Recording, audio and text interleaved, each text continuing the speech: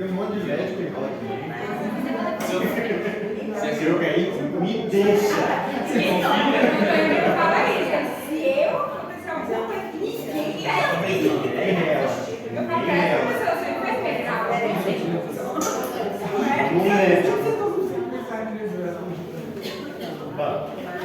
Vamos lá. Arda.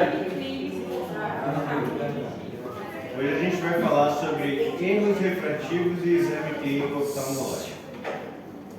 Para a gente começar, exame clínico oftalmológico e erros refrativos.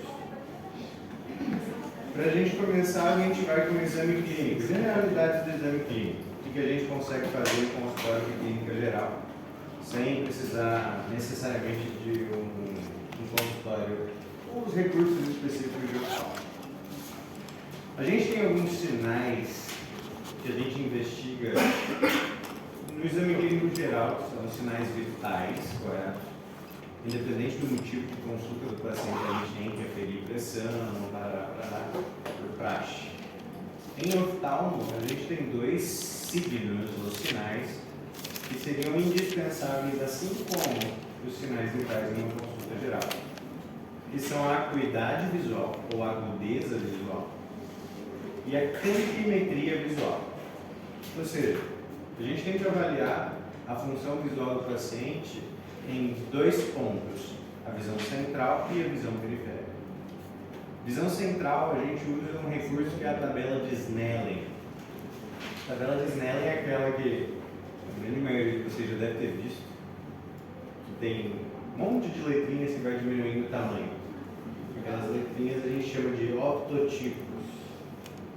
A ideia daquele padrão de tamanho de letra aí diminuindo é para simular a distância do paciente dentro do consultório. O paciente justamente não ficar andando dentro do consultório, a gente coloca aquela tabela, uma distância estandarizada, que é 6 metros de distância do paciente, de onde ele vai estar sentado, e ele vai lendo linha por linha dos optotipos para a gente simular a distância desse paciente. Esse seria o método da gente avaliar a acuidade visual. O método estandarizado também. Muitas vezes a gente não tem o recurso da tabela de Snellen para aplicar no consultório, mas é só baixar no celular aí, tabelinha de Snellen, tabela de Snellen no aplicativo, na lojinha de aplicativos, e você tem N versões diferentes, então você consegue avaliar independente do lugar que você estiver, se tem ou não tem a tabela de Snellen. Lógico, vai mudar o padrão da sua aplicação para esse exame, não vai ser a 6 metros de distância que você vai colocar o celular, porque o cara não vai enxergar nada. Mas é só seguir as instruções que o aplicativo mesmo te dá ali, de qual a distância que tem que estar do paciente, para você poder ter pelo menos uma ideia de como está a função visual do paciente. Isso serve para a gente medir a visão central, que é a acuidade visual. A visão periférica, ou campimetria, a gente faz um teste bastante simples, que é a campimetria por confrontação. Possivelmente vocês já viram isso também. Semiologia, vocês já tiveram? Semiologia dos pares craniais. É basicamente assim: você senta de frente do teu paciente, você oclui um olho, o paciente oclui o olho contralateral, para os dois hemisférios estarem tampados. Você instrui teu paciente a olhar dentro do teu olho e não para o teu dedo. Bota o teu dedo entre vocês dois e vai comparando o campo de visão teu com o do paciente. Supostamente, o do médico que está avaliando é um bom campo visual. Então, o paciente tem que parar, ele tem que te avisar quando ele parar de enxergar o dedo que você está movimentando de um lado para o outro em quadrantes. Assim a gente faz a campimetria por confrontação. Então, esses dois sinais que a gente investiga, que é a acuidade e a campimetria, são obrigatórios independente do motivo de consulta. Se o cara vier consultar porque ele está com coceira no olho, igual a gente tem que fazer esses dois testes. Por que a gente obrigatoriamente tem que fazer? É nesses dois sinais que a gente vai identificar grandes alterações e muito frequentes alterações da acuidade visual do paciente. Erros refrativos não corrigidos são as principais causas de cegueira a nível mundial, segundo a Organização Mundial de Saúde. essa acuidade visual que a gente testa é uma oportunidade que a gente tem de diagnosticar um erro refrativo que o paciente tem e não conhecia. Às vezes o cara era míope ou coisa do tipo, ele nunca fez nenhum exame e ele começa dessa maneira a perder a função visual dele por ter um erro refrativo não corrigido. E segundo a OMS, essa é uma das principais causas de cegueira do mundo. Então, obrigatoriamente, a gente tem que aproveitar esse momento de consulta com o paciente para tentar dar esse diagnóstico, aproveitar e descartar a probabilidade dele, pelo menos. E a campimetria, a gente vai ver, quando tiver alteração da campimetria, uma das doenças maiores responsáveis por essa diminuição da campimetria é justamente o glaucoma. E o glaucoma, numa fase inicial, ele é bastante silente, o paciente nem se dá conta que ele está perdendo a visão periférica dele. Mas no exame de campimetria a gente consegue perceber essa diminuição de campimetria e suspeitar assim de um glaucoma, que também é uma causa importantíssima de cegueira a nível mundial. A diferença aqui é que o glaucoma tem uma cegueira que é irreversível, né? Então, conforme ele vai perdendo a campimetria, já não tem mais o que você fazer para reestabelecer. Você consegue estabilizar o quadro, não deixar piorar ainda mais a função visual dele. Então, a acuidade visual é a visão central e a campimetria periférica. Exatamente. E a gente faz de praxe essa avaliação justamente porque, na grande maioria das vezes, numa forma inicial, por ser de maneira silente, o paciente nem se dá conta que ele está tendo uma perda de função visual. E é o nosso momento de dar o diagnóstico. A acuidade visual, a gente vai registrar ela em uma tabela, em uma fração. Mais ou menos assim é a tabela de Snellen. Você vê que tem sempre uma fração aqui, 20 em 200, 20 em 100. Isso está em medidas de pés, graças aos americanos que não sabem usar o sistema métrico, então eles colocaram que é a medida em pés, padrão. Quer dizer, esse primeiro número da fração, o 20, é uma constante. Isso quer dizer a distância real que o paciente está da tabela de Snellen. Isso daqui seria equivalente a 6,1 alguma coisa, 6,14 se eu não me engano. Metros. Quer dizer que o paciente está sentado a 6 metros de distância dessa tabela. E a gente vai testando os optotipos em padrões diferentes e espera que a visão do paciente seja de 20 em 20. O que isso quer dizer? Que estando a 20 metros, a 20 pés de distância, esse paciente consegue enxergar o que um olho normal enxerga estando a 20 pés de distância.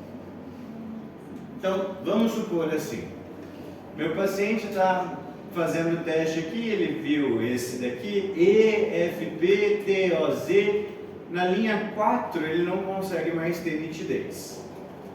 O último padrão que ele leu, no caso TOZ, representa a acuidade visual dele. Isso quer dizer que a acuidade visual dele está entre 20 e 70. Ele estando a 20 pés de distância, só enxerga o que um olho normal enxergaria estando a 70 pés de distância. Se o cara está 20 em 200, por exemplo, nem esse primeiro aqui ele não consegue ler. Quer dizer que o olho dele, estando a 6 metros, não consegue ler o que um olho normal consegue estando a 60 metros de distância. Então, como a gente não tem todo esse espaço dentro do consultório, para ele vir andando, se aproximando da tabela, a gente faz isso mediante optotipos que vão diminuindo o tamanho. O 20 em 200 quer dizer aqui, ó, a 200 pés de distância, uma pessoa sem erro de refração é capaz de identificar que isso aqui é um erro. A 200 pés, que seriam 60 metros. Aqui, o ideal, então, a gente quer que seja 20 em 20. Se o cara tiver 20 em 40, quer dizer que ele só enxerga o que um olho normal enxergaria mesmo estando a 12 metros de distância. O ideal é que seja 20 em 20. Aí vocês veem que tem duas linhas, uma verde e uma vermelha. A linha verde indica a altura ideal do horizonte visual do paciente quando ele está sentado na frente dessa tabela. Quer dizer, Essa linha verde tem que estar alinhada com os olhos do paciente para você ter 100% de certeza que aquele teste está sendo útil. Mas tem uma tolerância até a linha vermelha. Se o olhar do paciente estiver abaixo da linha vermelha, o teste não se aplica. Pelo eixo visual dele, vai ter distúrbio, ele não vai conseguir identificar corretamente os aptotipos. E aqui do lado, a gente tem uma variante da tabela de Snellen. Mas o 20/20 é uma visão sã. É a visão normal, é o que você espera do paciente. Estando a 6 metros, ele enxerga o que um olho normal enxerga a 6 metros. O que abaixo da vermelha não classifica? Hã? O que abaixo da linha vermelha não classifica? Aqui abaixo, se o olhar do meu paciente estiver abaixo da linha vermelha, ele tem que olhar para cima para ver a tabela. Aí já não dá mais para a gente aplicar o teste. Aqui, ó, a gente tem essa variante que é para quando o paciente não identifica os aptotipos. Então, se o cara não conhece o alfabeto, você vai indicar desse jeito aqui. Explica, não vai confiar nisso aqui que está totalmente distorcido por slide, né? Tá? Então a gente vai instruir o paciente a mostrar para onde que está os pezinhos do erro. Quando está para baixo, faz para baixo, ou fala para baixo, para cima, para um lado e para o outro. Até o momento que ele vai enxergar um monte de quadrado e não vai ter essa acuidade visual. O último que ele enxergou é a visão do paciente. Beleza? Pressão intraocular. Então a variação da tabela de Snellen tem um nome ou outro? É Snellen também. Mas Seria a Snellen sensibilizada. é medida em pés também? Também. Ela pode ser em pés ou fração, 0,1, 0,2. Depois a gente fala da pressão intraocular. A pressão intraocular já requer um recurso um pouco mais específico, já dificilmente a gente vai conseguir fazer isso. Mas existe um método que é a tonometria digital. Em algumas ocasiões, pacientes se suspeita, por exemplo, de um glaucoma agudo de ângulo fechado. Você sabe que a pressão do cara, que era para ser até 20 milímetros de mercúrio, vai estar em 90 milímetros de mercúrio. A gente consegue fazer a palpação do bulbo ocular, aperta o globo ocular do paciente. O globo ocular normal tem uma resistência fibroelástica. Você vê que ele é resistente, mas ainda assim você consegue dar uma leve deprimida, né, na superfície dele. Causa uma depressão com essa pressão. Quando ela tem um aspecto pétreo, não mais fibroelástico, indica que a pressão está por cima de 70 milímetros de mercúrio. É um recurso bastante inespecífico, porque é teu dedo que você está usando para tentar avaliar, mas ainda assim dá para a gente usar quando necessário. O ideal seria usar os tonômetros, seja de Goldman, Schmiller, o que for. A ideia do tonômetro é causar uma deformação na superfície da córnea, mediante contato. Então aqui a gente vê, esse daqui é o tonômetro. Quando ele encosta na córnea do paciente, a córnea que era assim, vai ter uma leve deformação pela pressão que o tonômetro exerce. O tonômetro avalia e quantifica essa deformação e vai te dizer qual é a pressão intraocular desse paciente. A pressão intraocular varia entre 10 e 20 milímetros de mercúrio. Alguns livros ainda colocam como 11 e 21 milímetros de mercúrio. Mas tem uma média universalmente aceita de 15,5 milímetros de mercúrio. Então, essa pressão ela não é estável, ela oscila. Ela segue mais ou menos a regra do ciclo circadiano. Então, em alguns períodos do dia você vai encontrar ela um pouco mais baixa, outros períodos um pouco mais alta. Manobras de valsalva, esforço, tudo isso também influencia na pressão intraocular e pode aumentar a pressão intraocular. Então é bastante comum, por mais que soe um pouco diferente, pacientes que têm crise de glaucoma agudo comumente têm essa crise desencadeada no momento de esforço. Então é bastante comum que sejam em pacientes constipados. No momento ali do pega para acabar, está fazendo muita força e acaba aumentando a pressão intraocular a ponto de fechar ângulo e causar uma crise de glaucoma agudo. O cara pode ficar cego por causa disso. Cegou por quê? Caguei.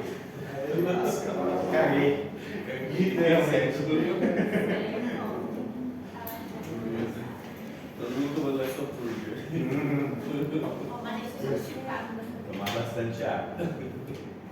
Então, eu quero que vocês entendam essa questão do valor da pressão ser ondulante, porque, inclusive, em pacientes que você suspeita de glaucoma, por exemplo, nesse que você faz a campimetria, viu que a campimetria está reduzida, se você aferir a pressão intraocular desse paciente der normal, entre 10 e 20 milímetros de mercúrio, esse paciente pode estar em um pico baixo de pressão. Pode estar no momento que ela está oscilando para baixo. Então, um paciente pode ter Falso negativo glaucoma. seria? Não quero dizer essa palavra, mas pode ser. Seria um falso negativo. Então você não pode descartar o glaucoma nesse fato, porque ainda assim ele pode estar no momento de pressão baixa. No momento do exame físico, está baixa a pressão, está normal a pressão, você não pode descartar. Porque durante o dia essa pressão pode subir. Alterar a clínica, né? Altera a clínica completamente. Então a gente vai ver nesse paciente, como a campimetria já estava reduzida, eu devo avaliar a anatomia. Eu vou fazer um fundo de olho no meu paciente e ver como está o fundo de olho do paciente para descartar ou não o glaucoma.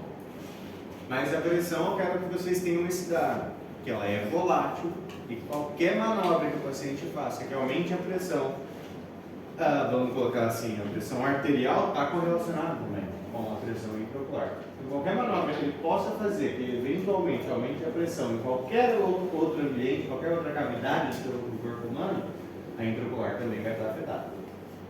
Beleza? Timololzinho, foi contar. Timololzinho padrão. Timolol é um beta-bloqueador colírio. Aqui, lâmpada de feno. A lâmpada de feno é o recurso mais pica que pode existir em oftalmologia clínica. Ela permite a avaliação de toda a superfície ocular, dos anexos oculares, pálpebra, cílios, pontos lagrimais, tudo isso, e ainda permite você controlar, mediante a abertura da fenda de luz que você tem, você consegue aprofundar e visualizar estruturas mais internas do globo ocular. Você pode fazer, inclusive, a retinografia desse paciente com aquilo lá, desde que você tenha uma lupinha. Aqui, ó, para a gente ter uma ideia, aqui com a fenda bem fechada, né? Você vê que você tem só um filetinho de luz ali. Com a fenda aberta, você consegue ver pálpebra, você consegue ver a incisão dos cílios, você consegue ver os pontos lagrimais. Aqui para mostrar para vocês que ele aprofunda ainda mais. Esse primeiro reflexo que a gente vê aqui é a córnea. A gente consegue ver inclusive a espessura dessa córnea com esse feixe de luz. O segundo reflexo aqui e aqui em cima é a íris, a parte colorida do olho. Você vê que a gente consegue avaliar inclusive o ângulo que se forma entre a córnea e a íris, que é o limbo. A gente consegue ver se o limbo é um ângulo aberto ou fechado. O terceiro reflexo, que aqui está opaco, que é uma catarata nesse caso, esse daqui, essa partezinha mais fina aqui de cima, essa seria a cápsula anterior do cristalino. Em uma circunstância normal, a gente conseguiria fazer até o fundo de olho desse paciente. Mas aqui a gente está num quadro de catarata nuclear subcapsular posterior. Por isso tem essa opacidade que é o cristalino aqui. Então esse é um recurso muito útil dentro de um consultório de oftalmologia que permite essa avaliação bem completa, tanto da parte superficial quanto de partes mais internas do globo ocular. Mas esse aqui é um recurso já bem mais específico. O que a gente vai fazer com o paciente oftalmológico? Baixa aí no teu celular a tabelinha de Snellen e aprenda a fazer a campimetria por confrontação. É isso que a gente consegue fazer no consultório de clínica geral. Baseado nessas alterações, a gente consegue referir o paciente com uma suspeita diagnóstica ou não. Agora vamos falar dos erros de refração propriamente ditos. Os erros de refração que a gente vai trabalhar são quatro: a presbiopia, a miopia, hipermetropia e o astigmatismo.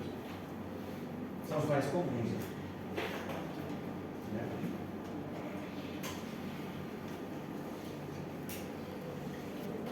A gente vai começar com a presbiopia. A presbiopia... Porra, que slide é esse, cara? Porra, que slide é esse que você está lendo? Nossa, que é um trabalho daqui de farra. Psicologia. Tem de maconha, né? Cresceu aqui, eu Eu acho acho. que ele foi um dos melhores trabalhos. Não vou julgar, não vou julgar. Tá? Enfim, mas... Dá produzido. Tudo bem? A orientação sobre o cultivo. Inclusive muito útil para o tratamento de glaucoma. Mas não é esse o nosso foco. Enfim. Aqui, esse é o objetivo, tá certo? Faz sentido. Então, ó, a presbiopia é um erro de refração bastante comum que acontece por um envelhecimento fisiológico das fibras do músculo ciliar.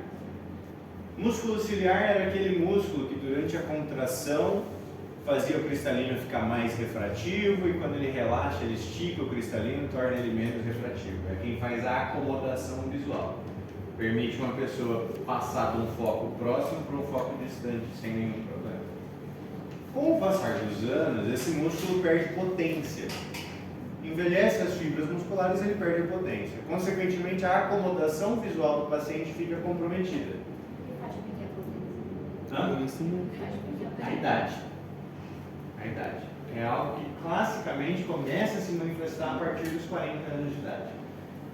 Esse é o paciente que ele chega para você por volta dos 40, dizendo que ele nunca teve problema visual, nunca precisou usar óculos, mas de um tempo para cá ele tem percebido certa dificuldade para focar em objetos próximos. É aquela síndrome do braço curto. O cara vai usar o celular, ele começa a encerrar os olhos e afastar o objeto de foco. A ideia dele é trazer o ponto de foco mais perto da retina.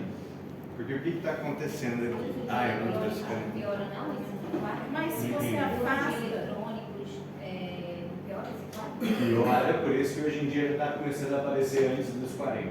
Geralmente a partir dos 35 já começa a aparecer. Não pelo uso do eletrônico propriamente dito, mas pela leitura, né? Está muito próximo ao celular, enfim, então acaba forçando, aumentando o trabalho, você aumenta a fadiga muscular. Quando aumenta a fadiga, entra no quadro de atrofia, vamos dizer assim, das fibras. Então ler é ruim. Também, esse é padrão. Então, A presbiopia então é síndrome do braço curto ou síndrome do braço curto não é processo para todos os outros? síndrome do braço curto é o que a gente só dá presbiopia. Só dá presbiopia. Não coloca isso como diagnóstico síndrome. Viu? Não. É só uma referência, sabe? Envelhecimento de qual fibra muscular? Músculo ciliar. Que é assim, ó. E esse é um problema que tende a piorar até os 55 anos de idade. 55, 60 anos de idade. Aí estabiliza. E por que ele estabiliza nesse ponto? Porque além do músculo perder potência, o cristalino também vai se fazendo mais rígido. Porque o núcleo do cristalino nunca para de crescer. Aliás, ele para de crescer quando ele ocupa todo o espaço capsular. Então, esse cristalino ficando mais rígido, aumenta o trabalho do músculo, aumenta o desgaste do músculo. Então ele vai começar a fadigar, perda de potência. E o cristalino continua crescendo até os 55, 60, quando ele ocupa todo o espaço capsular. Quando ele ocupa todo o espaço capsular, já não tem mais como piorar essa acomodação visual. Então estabiliza o quadro. O paciente, depois do diagnóstico inicial de presbiopia, pelo menos uma vez por ano, ele tem que trocar o grau dele. Porque aquilo vai piorar até os 55. Esse é um paciente que ele até pode fazer uma cirurgia refrativa, mas não é indicado para esse paciente até a estabilização do quadro. Porque não adianta ele fazer aos 40, quando o quadro começou, sendo que aos 55, recém aquele quadro vai estabilizar. Ele vai continuar usando óculos. Quando ele faz os 55, tão pouco adianta eu resolver o problema do meu paciente. Porque aos 60 começa a catarata. E a pele vai feita por quê? Nesse intervalo já deu 20 anos, 40 para 60. Pois é. Então, a indicação cirúrgica desse paciente para presbiopia não se aplica. A gente faz uma terapia conservadora até chegar no período onde a gente vai fazer uma cirurgia só. Você vai falar, não, esse cara tá calado. Exato. Exato. É lógico, se for no particular, você faz. O dinheiro do paciente é quem manda. Mas agora o SUS também está assim. Facebook está pedindo. Mas nesse caso, para evitar que faça 2 cirurgias ao mesmo tempo. Exatamente. Porque a catarata, o problema se deve à opacidade do cristalino na catarata. Então a cirurgia da catarata consiste em tirar o cristalino opaco e colocar uma lente nova. E o problema da presbiopia também era o cristalino, que ficou rígido e o músculo perdeu potência. Então, quando eu troco esse cristalino, vamos colocar assim, na cirurgia da catarata, eu já resolvi a presbiopia também. Não faz sentido eu operar ele 2 vezes. Entendeu? Viu, Dom? E essa síndrome do braço curto, eu não entendi. O braço, eu entendo assim, né? O braço curto, para mim, teria que aproximar. Ou você disse que tem que afastar. E aí chega a um ponto que você quer afastar mais o seu braço. O braço não Pra consegue isso. mais. Minha mãe Exatamente. foi assim, minha mãe foi. Aí ainda fecha um pouco o olho. Ainda fecha o olho, mas... Eu não sei por que faz um sorrisinho. Esse é o clássico. O braço não vai mais. Você quer ver, ó? Tem uma imagem aqui, ó. Caracas, eu estou vendo eu nesse quadro. Aqui, Bem-vindo ó. ao clube, né? Aqui, numa visão a longa distância, o feixe de luz vem estreito. O cristalino não tem que estar tão refrativo para focar lá atrás na retina. Quando o feixe de luz é próximo, o cristalino precisa estar mais refrativo. O músculo ciliar vai contrair e tornar o cristalino mais esférico para ele ser mais refrativo, desse jeito focar a luz aqui na retina. Na presbiopia, a curtas distâncias, o cristalino não consegue ficar na forma mais refrativa porque o músculo perdeu potência e o ponto de foco é atrás da retina. Só que o paciente, a retina não enxerga para trás, ela enxerga só o que está focada nela. Só que aqui a informação ainda não focou. Então o paciente vê sem nitidez. O que ele faz? Ele afasta o objeto para trazer esse ponto de foco mais perto da retina e melhorar assim a visão do paciente. Aí ele fica desse jeito. Aí faz a carinha para poder. Aí tem que pôr limpinha pra fora. Tem que fazer a carinha. Estica o braço para tentar trazer o objeto de foco. Então, Eu pensei que a minha visão não era muito boa. aí. Porque a minha filha vem com o celular aqui para eu ver alguma coisa, eu faço assim com o celular. Eu penso, nossa, como eu enxergo bem, confortável. Afasta ele, não tem jogando nada, tá muito perto. Não.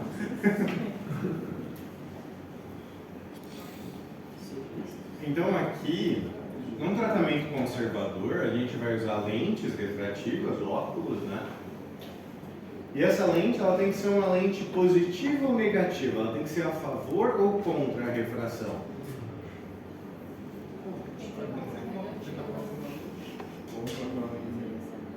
A favor da refração. Não sei. Pergunta de novo, porque você não soube informar a pergunta. Assim, tá aqui o ponto de foco do cara, né? Eu vou pôr uma lente aqui. Essa lente vai ser negativa, vai ser contra a refração, ela vai abrir mais o foco de luz? Ou ela vai ser positiva, a favor da refração e vai focar? Ela tem que ser positiva, a favor da refração. Então, é uma lente convergente. Ajuda esse cristalino que não está mais dando conta de focar a focar. Porque a refração já começa antes do olho. A linha de foco, no caso que estaria sendo afastada, ela acaba fazendo a situação que fica mais... Exatamente. Se a informação de luz estava vindo assim, e ainda assim o cristalino não conseguia focar, essa lente vai fazer a informação de luz ficar assim. Vai ficar mais fácil de focar aqui atrás da retina. Beleza? Então, na presbiopia, a gente faz um tratamento conservador, faz bastante sentido, né? É verdade. Então, a gente faz um tratamento conservador com lentes convergentes, que são de grau positivo. E isso a gente vai alternar, aliás, a gente vai trocar o grau dessa refração pelo menos uma vez por ano, que é pelo envelhecimento da fibra do músculo ciliar, que vai se estabilizar ao redor de 50 a 55, para depois poder ser indicado um tratamento de cirurgia refrativa.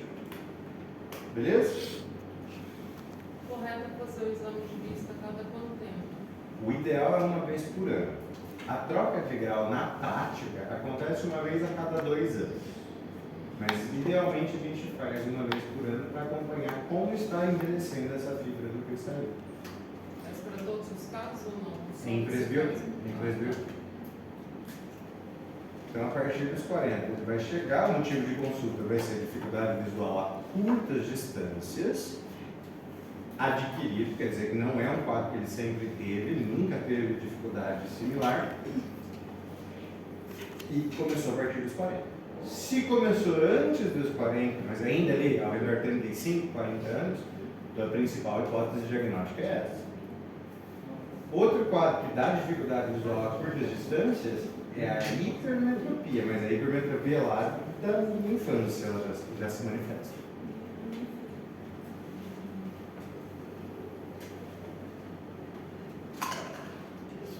Eu queria um canetão, não tem aí, né?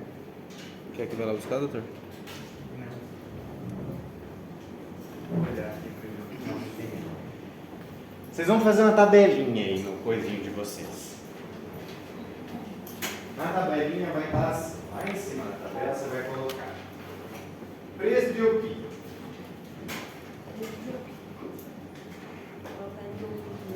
Mas como tem que ser essa tabela? Presbiopia bem no centro ou você... Não, vai ser 4 doenças assim. Presbiopia é a primeira. Então vai na tabela assim, divide em 4 espaços. Nessa daqui você vai colocar presbiopia. Certo. Fisiopato. O que acontece no olho para gerar a presbiopia? A fisiopato da presbiopia é diminuição ou envelhecimento das fibras musculares do músculo ciliar. Então é redução da acomodação visual. Só fazer uma setinha para baixo, AV, acuidade visual. Oi? O fisiopato, presbiopia, fisiopato é ao lado? É. Ah, tá. Então, Vai ser assim. presbiopia, fisiopato. As doenças aqui Tá. e aqui, fisiopato, Ah, tá, entendi. para ir comparando. Entendeu? Entendi. Boa, presta aqui. Presbiopia, fisiopato. O primeiro quadradinho que forma aqui, diminuição da acuidade visual. Embaixo do fisiopato, a gente vai colocar quadro clínico. Como que se manifesta?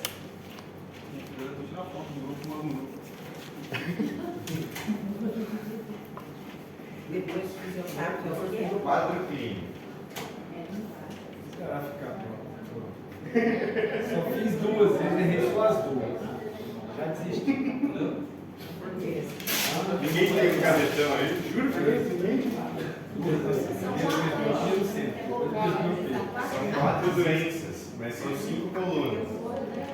E a primeira coluna vai ser fisiopato. Entendeu? Entendeu, né? Quer vou buscar o canetão? Eu vou buscar o canetão, é melhor. Valeu. Valeu, Terapia. Vai dar certo. E aqui continua para o meio, por isso. Vai vir quando tu já fazer um diagnóstico.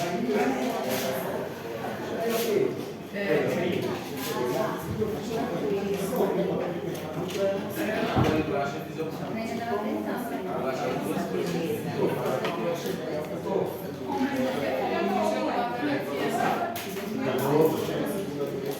Coloca em dia. Pior que não, deixa eu começar a minha reprodução. Aquele dias, né? Alguém. Né? Que a gente não tem mais. Eu. Não tem mais? Para com isso. Ele não tem um de pé, não passa na mesa, carrega só para com, entendeu? Amém. Isso tudo. Na ao próxima nosso vai ter homem. envelhecimento. Eu quero voltar mais não. Tô vendo. Quero andar nas ruas de diamante. Na próxima eu quero vir rico, independente de cor. Rico, muito rico. Muito rico. Não precisa fazer nada por 3 gerações. Ai, que Esse maravilha. que eu Você quero. tem que vir rico e saudável. Mas aí você quer ver rico homem ou rico mulher? Ah, mas com muito dinheiro mesmo de qualquer um. Pode vir até feio, vamos lá. Na caneta azul. A senhora ele pagou uma multa ontem de 500 bilhões de dólares. Olha, essa é a multa que a gente vai pagar, né? A gente reclama na multa de estacionamento. De estacionamento. A gente é Não, pobre, não, né? Mas ele é louco. É na A gente é percepção pobre. que ele está tendo lá nos Estados Unidos, entendeu? E aí teve que se mostrar tudo isso aí. Eu falei, meu,